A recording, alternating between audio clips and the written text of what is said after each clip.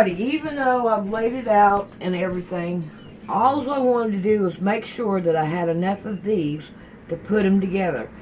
So now let's take them all up, and what we're going to do is try to lay it out the way we want to on our backing, so we make sure that we have enough of it and all. And I also want to put these in color together. If they're brown, I want to put the brown together. Well, these two I need to keep separate. But we're going to put everything in color.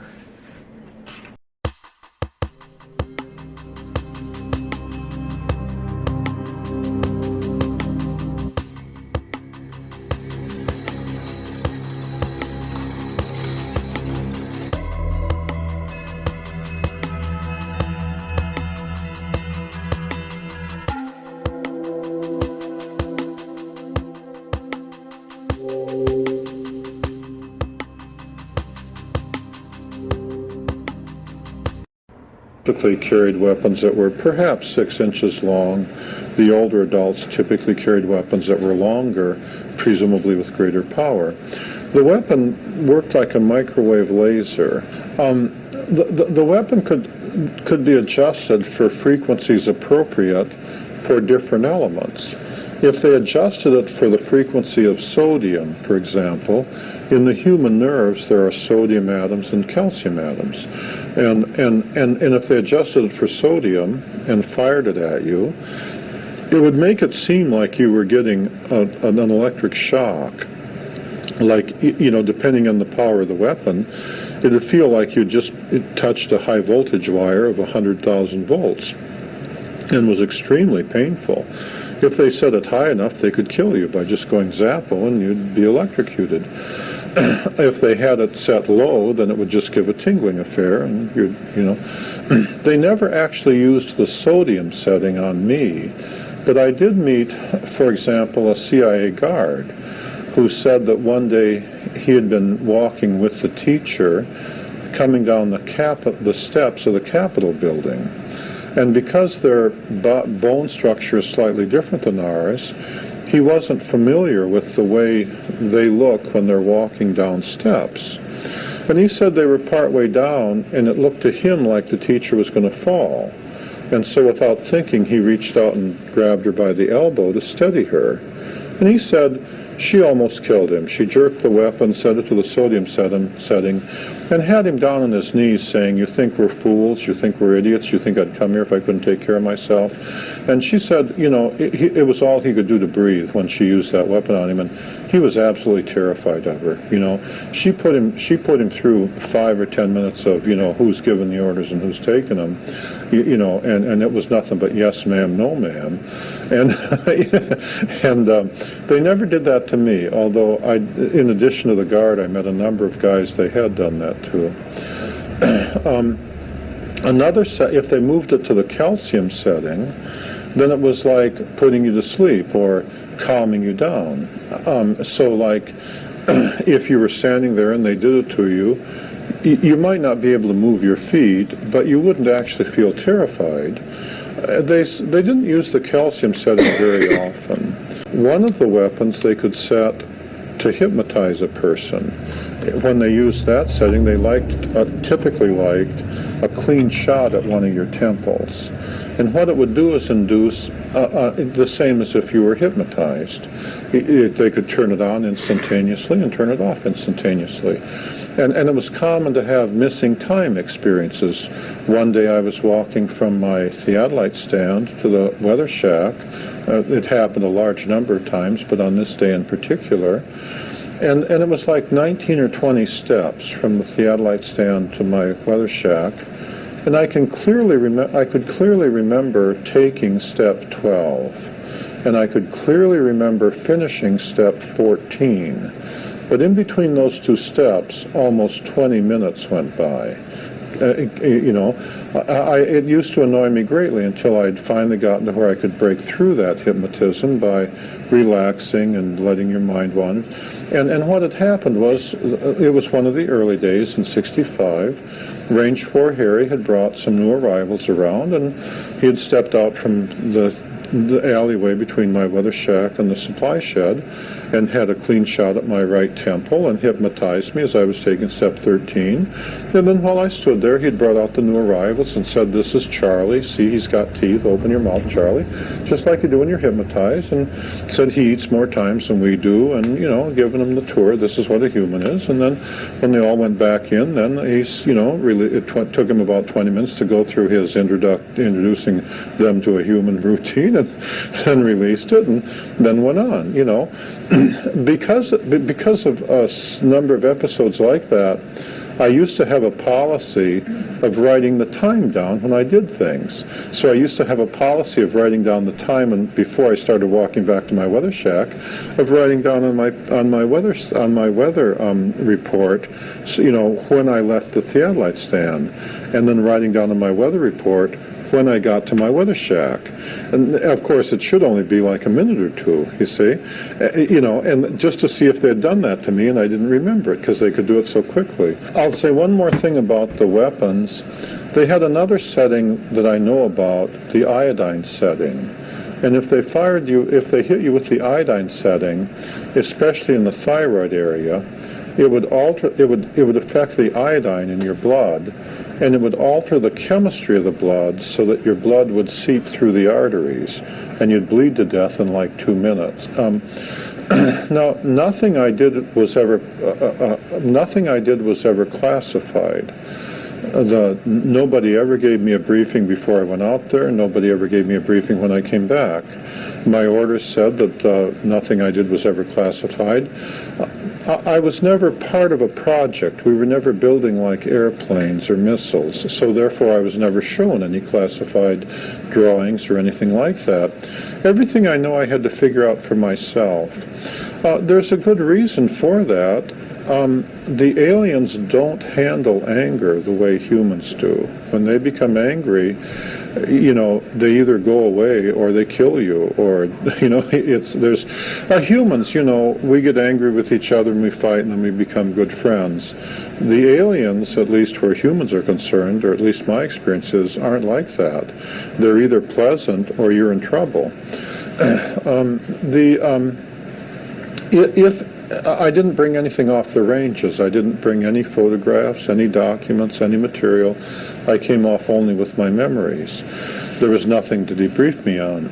The alien mothers, remember, are very proud of their ability to raise their children. If anything I did was classified, that would mean, for example, that after the teacher brought her daughter and her her daughter's playmates around to simply play, then I would have had to have been called in and be debriefed by CIA guards. That would have upset the teacher beyond limit. To have 2 ordinary human guards call me in and start asking questions. How does the teacher take care of her children? Do you think she's doing a good job? Do you think? I mean, you wouldn't have had to tell her. The next time I went out there, using their communication equipment, she would have just said, she would have just figured it right out. Or the next time the generals showed up, she'd have just figured it right out. Well, remember the experience of that CIA guard on the steps of that he related to me on the steps of the Capitol building. The idea of upsetting the teacher, I mean, she was perfectly willing to just jerk the weapon and say, who's given the orders? I thought we had an agreement, The committee had agreed, which included the teacher, Range 4 Harry, some of the other tall whites, as well as the American generals. They had agreed that nothing I did would ever be classified, and the tall whites expect their agreements to be carried out, just like Philadelphia lawyers, to the letter. They go through a lot of trouble. They are very conscious of their agreements, and they keep them to the letter, and they expect the same from humans. 40 years isn't much time for the tall whites, since they live so much longer than we do.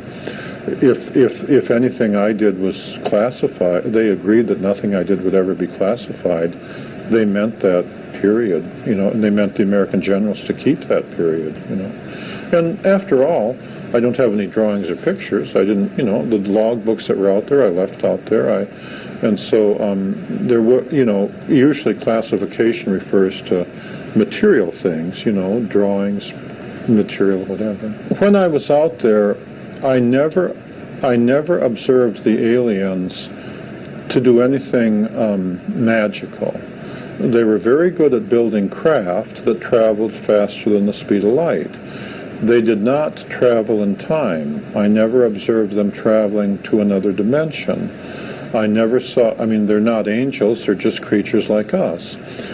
I'm very religious, I'm Roman Catholic, that angels are angels and aliens are aliens. They did not come to teach me anything. They came for their purposes. They didn't, currently it seems to me that American physics is kind of in the reverse Galileo position. In the time of Galileo, religious leaders required that scientists think inside the box, and scientists like Galileo wanted to experiment and think outside the box. Now, however, the situation appears to be reversed. American physicists seem to think that Einstein was always and forever perfect and complete, and so American scientists keep thinking inside the box. In Hall photon theory, my belief is that inside the photon there is a third field, currently the box says there's only two fields. Most scientists won't consider it. They're insisting on thinking inside the box for religious reasons, pretending it's science, you see. As I describe in the appendix of Book 3, I show in a scientific manner how scientists should be approaching that. Currently, it's the religious leaders who are willing to consider guys like Monsignor Balducci, I believe, and so on, who are willing to think outside the box and say, of course, there can be intelligent life on other planets. One of the biggest shocks that I had to overcome in 1965 and 66 was once I realized that they were real, they were here, and that Einstein was wrong, and that God created life on many, similar to us, on a whole bunch of different planets. It was the shock of realizing that so many people had been so wrong for so long, once you saw their craft come in defeated, floating on the gravity field in perfect silence and landing, it was the shock of saying, how could so many American scientists not have discovered that, or not even be trying to discover it, not even be thinking about that? And likewise, from a religious point of view, it seems, the teacher herself, one time on a different night when I went over there and I was talking to her, and she was willing to answer a few questions, she was teasing me because they have a dry sense of humor, and they liked to outthink me, and they could do so very quickly or very easily. And she said, and I was saying, she was making a long story short. She was pointing up to the stars in the sky, and she said, "You can see all the stars in the sky. Surely you didn't think you were alone." And at the time, I had, And then they were all laughing, Surely you didn't think that whatever life was on the Earth wouldn't be repeated on the other stars, And I had, and then they were all laughing. Boy, is he silly, And it just seems so obvious to me when you go out at night and you look up at the stars of the sky, that whatever God did to make life here on Earth, he must have done it again, because there are so many stars in the universe and it's so vast. And religious leaders are willing to think outside the box. Whereas now when I go and I talk to the scientists and stuff, they all start with this box called Einstein. Einstein himself never claimed to be perfect and complete, but all of his followers seem to claim that he was perfect and complete. And I think that's one of my observations is that box they're in. Well, remember when the teacher said that on other planets the intelligent beings typically killed off the animals, she was referring to other planets she had seen with intelligent life on them. But she didn't elaborate, and the reason is because when they came for their purposes. They didn't come to say, let me tell Charlie everything there is to know about the universe. They didn't care. If they didn't have anything to say, some nights they might just come and not say anything. The kids might play and they might leave, you know, especially the men. If there was no reason for them to actually come and talk when they were close, like that night when there were the 3 electrical engineers there. They wanted to see me start up the electrical generator because that's the same kind of power source the U.S. Air Force had given them for use up on their hangar because it was built by the Air Force. And they wanted to see how I used it as part of their training program, see? Well, from their point of view, there's no reason to talk to me about it. They just want to see me do it. So they came and just stood there and watched. And then, you know, eventually Charlie's bright enough to figure out that I should just carry on with my duties, and they would just stand and watch. And then, you know, if there had been a reason for them to say, what does this do, then they would have said, what does that do? But they didn't come and say, oh, let me tell you about this star, or let me tell you about that star, or anything like that. Things I had to do is put aside the baggage of Hollywood. We all know how Hollywood thinks things are supposed to go. According to Hollywood, when aliens come, there's supposed to be lights in the sky, and they're supposed to be pretty colored and move fast and have clever formations, and then they're supposed to land over there, and somebody's supposed to come out and do weird things. I really wasn't ready in the 60s for the idea that I would just walk around the corner of one of my weather shack and there would be a man standing there the day I did at Range 1, and he wasn't human, and he was just standing there looking at me, and what he was doing is guarding the play area where the teacher and the children were playing. And you hadn't seen the craft, you hadn't seen the scout craft, you hadn't seen him come, you hadn't seen him leave. There was no reason for him to say anything because there's no reason for you to know what he's doing there. He's just guarding the entrance to where the kids and the teacher are playing on that day. And if you feel like standing there and looking at him, well, that's fine with him. If you feel like running away, that's fine with him, because he's not human. He sees it differently. And it took me you know, he's not human. He sees it differently. And it took me a while. It took me a very long time, several weeks, to get used to the idea that they are the way they are that way because they like themselves being that way, and that's different than the way Hollywood would have us think they were.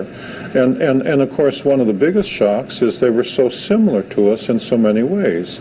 They love their children. They have a dry sense of humor. They love to tell jokes and laugh, and they get bored out of their gourd up in the base.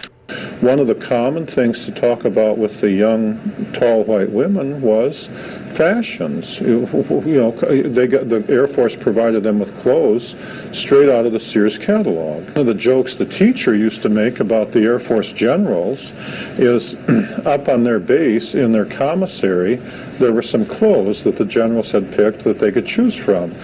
And of course, the teacher used to say, well, all the American generals are all old men, so naturally they have no fashion sense, right? You know?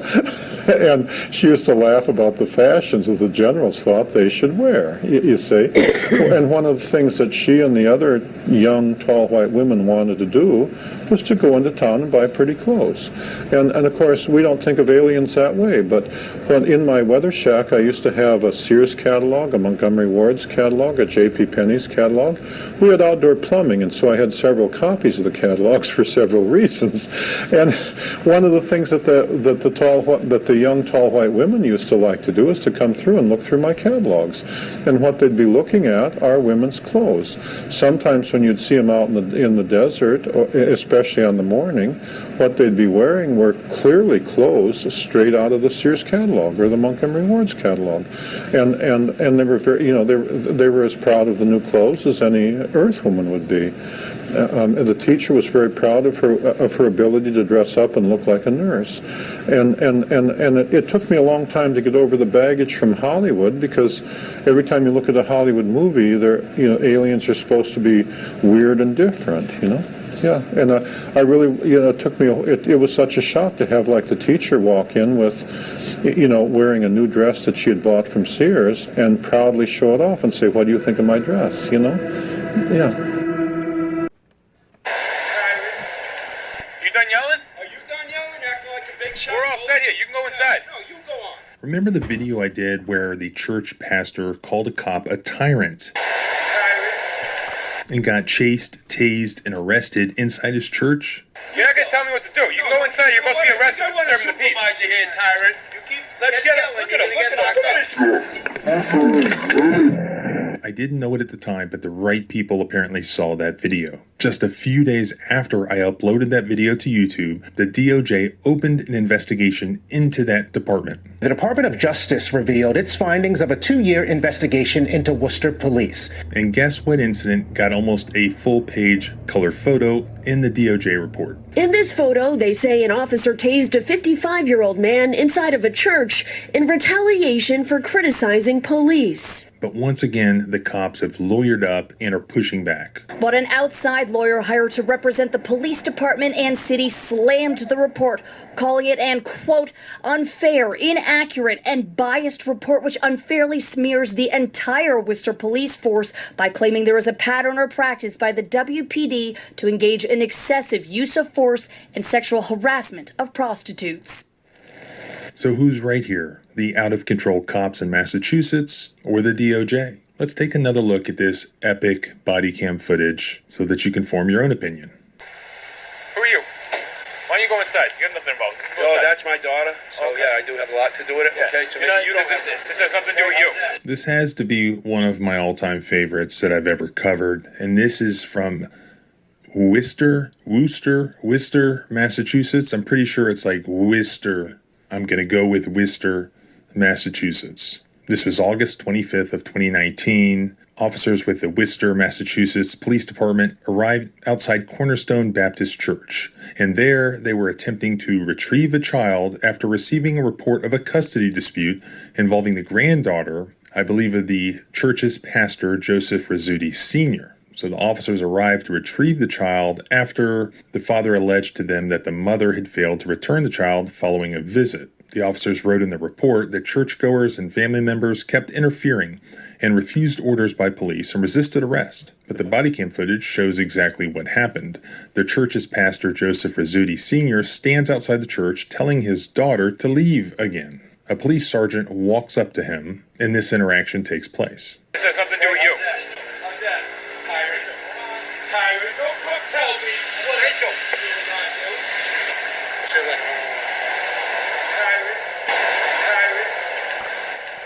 You done yelling? You done yelling? Are you done yelling? Acting like a big shot? We're all set here. You can go inside. No, you go on.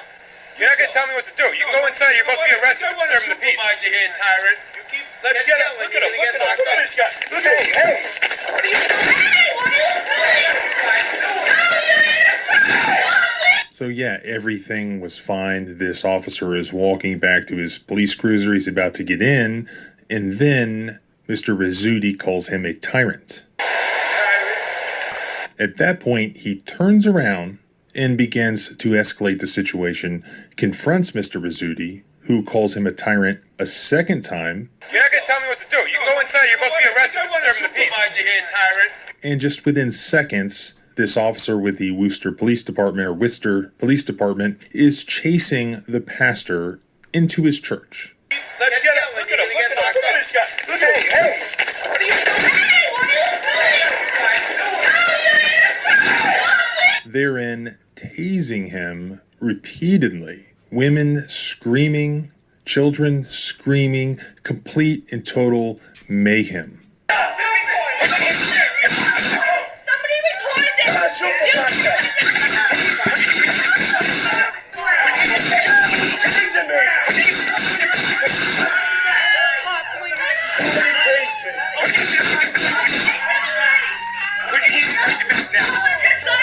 Oh, you tyrant Nazi. How could you do this, sir? What is going on?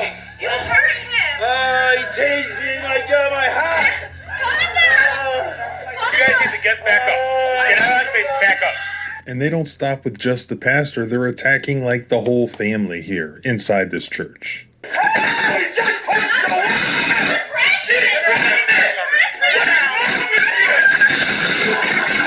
I'm gonna sit.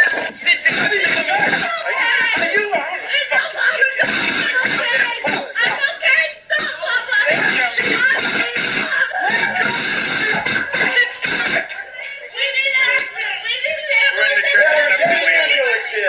wrong with you? These guys are tyrants. Stay on the ground now. Let go of me. What's wrong with you? He's a tyrant. You're resisting. You're him. You're on the ground. You're psycho. I need to get off my wrist. What the hell? You're a tyrant, Joe. We'll just sue him, that's all. I don't know what I did to get He didn't do nothing. They said he punched me in the face. He came at me because he didn't like me. Spanish cop right here punched me right in the face. I know. Don't be punching me. What am I arrested for? Yeah, exactly. Come on, what did I get arrested for? Get the supervisor here now. I can't even believe what these guys just did in this church house. Yeah, we need to get him up and then him. Which one do you want to get up first? Pick it up. Oh, we have enough guys now. We've got enough guys. Make sure my wife gets checked out because she's pregnant and this is tough tackle her. Supervisor. I want you guys to find the supervisor. 55 years old, beaten up by the Worcester police. This guy right here. You got an ID on you? No, I don't. You got one on you? Any other kind of I'm not going to sit on the ground. I'm a grown man. I'm 55 years old. I'm going to stand here. You're really going to believe what this guy did, not him. Are you okay? Yeah, we're good. This one right here. Him. I want to I don't know who called in the end. Joe. My name's Joe. Reverend Joe Rizzuti. I don't consent you to go in my pocket. You don't care what I said. You're under arrest. We're going to sue you. You get away from me. Okay? You get away from me. No, This you're guy under was arrest. assaulted. All right? And you're arrested. Yeah. Oh, wait a minute.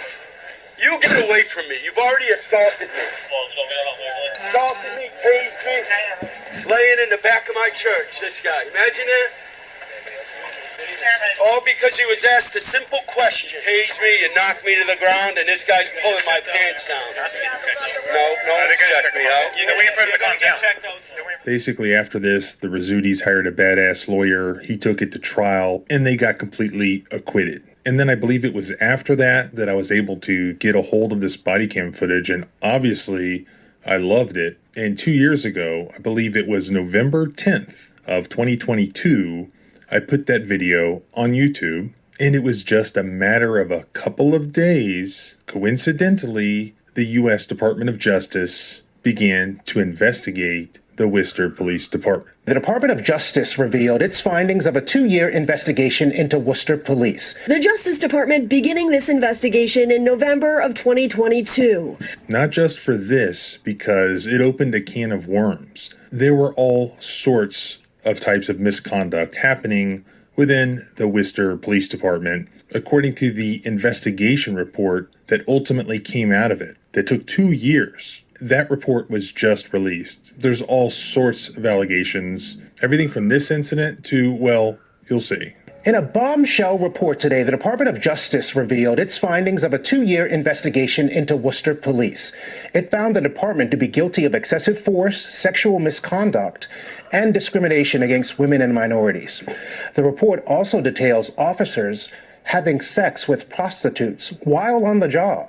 Allegations include using excessive force and engaging in outrageous sexual contact with women while undercover as part of official investigations. The DOJ saying excessive force by the department includes unjustified uses of tasers, police dogs, and strikes to the head. In this photo, they say an officer tased a 55-year-old man inside of a church in retaliation for criticizing police. They also say sexual misconduct includes one officer who exposed himself and directed a prostitute to touch his penis for 20 seconds before driving her to a different location to be arrested. In 2019, one officer allegedly having sex with a prostitute in a police cruiser behind a supermarket while wearing his uniform. So they highlight the tasing of Mr. Rizzuti in the DOJ report, and I believe that is what spurred the investigation, but they found that this was only one of many similar incidents. And this is an excerpt from the report, which I will link in full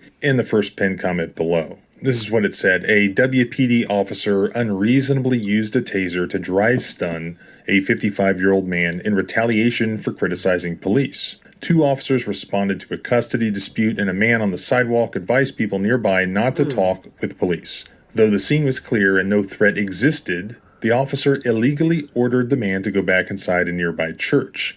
After the man called the officer a tyrant and told him he was acting like a big shot, the officer threatened to arrest him for disturbing the peace. The officer followed the man inside the church and, once inside, chased and tackled him to the ground, where he laid still on his stomach with his head on his forearms. The officer demanded that he relax his arms to be cuffed, and then, without warning and in front of children and congregants, delivered a 5-second drive stun to the man's back. The man was arrested but ultimately acquitted of all charges, including disturbing the peace, disorderly conduct, resisting arrest, assault and battery with a dangerous weapon, and assault and battery on a police officer. Which, how did they even come up with some of those charges? WPD's internal investigation found no wrongdoing by the officers. This is from the DOJ report, and all of that is absolutely documented and verifiably true. However, that did not stop the attorney for these officers or for this police department trying to spin things in the news. This was the statement that he provided to the media. And an attorney representing the city of Worcester and its police department saying in a statement in part tonight,